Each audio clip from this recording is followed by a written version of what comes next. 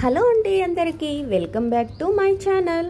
ఈరోజు వీడియోలో సింపుల్గా ఈజీగా చేసుకునే పచ్చిపులుసు మామిడికాయ పచ్చిపులుసుని ఎలా తయారు చేసుకోవాలో చూపించబోతున్నాను. ఈ సమ్మర్లో మనకు మామిడికాయలు ఉంటాయి కదా, మామిడికాయలతో పచ్చిపులుసును ఇలా ఈ విధంగా ఒక్కసారి ట్రై చేయండి. పుల్ల పుల్లగా కారం కారంగా చాలా రుచిగా ఉంటుంది. సింపుల్గా చెప్పేస్తాను. ఈ వీడియో చూసి మీరు కూడా ఇంట్లో ట్రై చేయండి. ఎలా చేయాలో చూసేద్దాం. ఒక కుక్కర్ తీసుకోవాలి.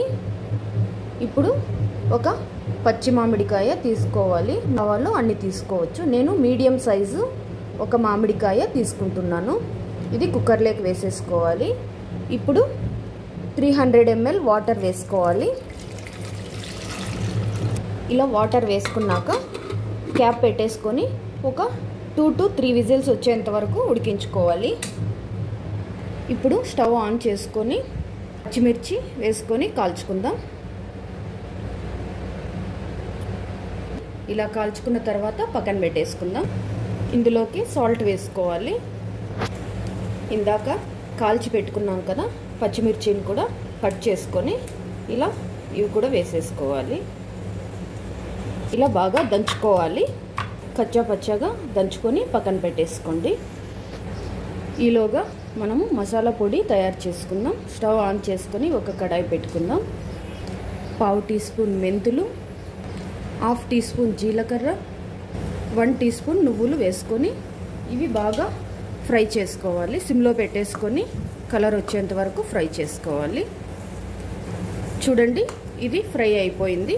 ఇప్పుడు స్టవ్ ఆఫ్ చేసేసుకొని ఇది చల్లార్చుకొని ఇది మిక్సీలో వేసుకొని మెత్తని పౌడర్ చేసుకోవాలి. చూడండి, మామిడికాయ చక్కగా ఉడికిపోయింది. ఇప్పుడు దీన్ని వేరొక గిన్నెలోకి తీసుకుందాం. తొందరగా చల్లారుతుంది. ఇలా వేరొక గిన్నెలోకి వేసుకోవడం వల్ల తొందరగా చల్లారుతుంది. చూడండి, మామిడికాయ పూర్తిగా చల్లారిపోయింది.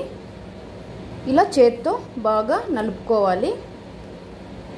ఈ పైన పొట్టుతో సహా లోపల గుజ్జు ఉంది కదా, ఇది ఇలా తీసేసుకుంటూ చక్కగా మ్యాష్ చేసుకోవాలి.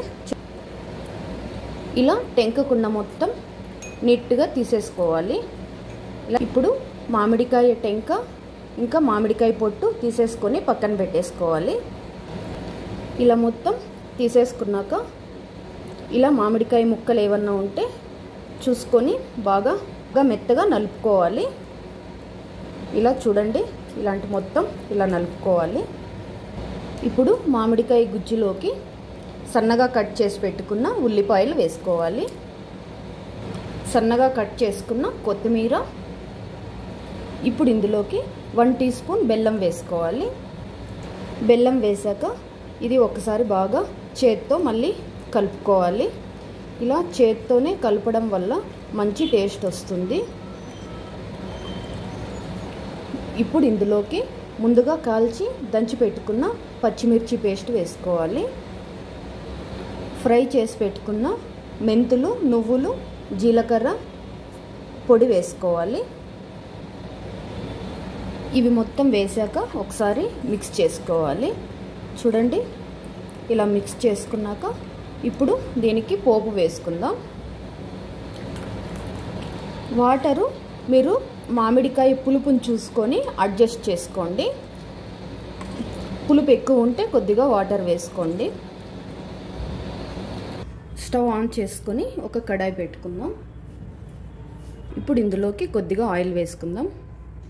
ఆయిల్ వేడయ్యాక దంచి పెట్టుకున్న 4-5 వెల్లుల్లి వేసుకోవాలి. వెల్లుల్లిని కాస్త ఫ్రై చేసుకుందాం. వెల్లుల్లి ఫ్రై అయ్యాక ఆవాలు, జీలకర్ర, 2 ఎండుమిర్చి వేసుకోవాలి.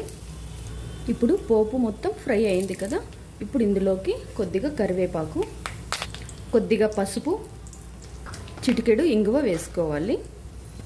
ఒకసారి మిక్స్ చేసుకొని స్టవ్ ఆఫ్ చేసేసుకుందాం.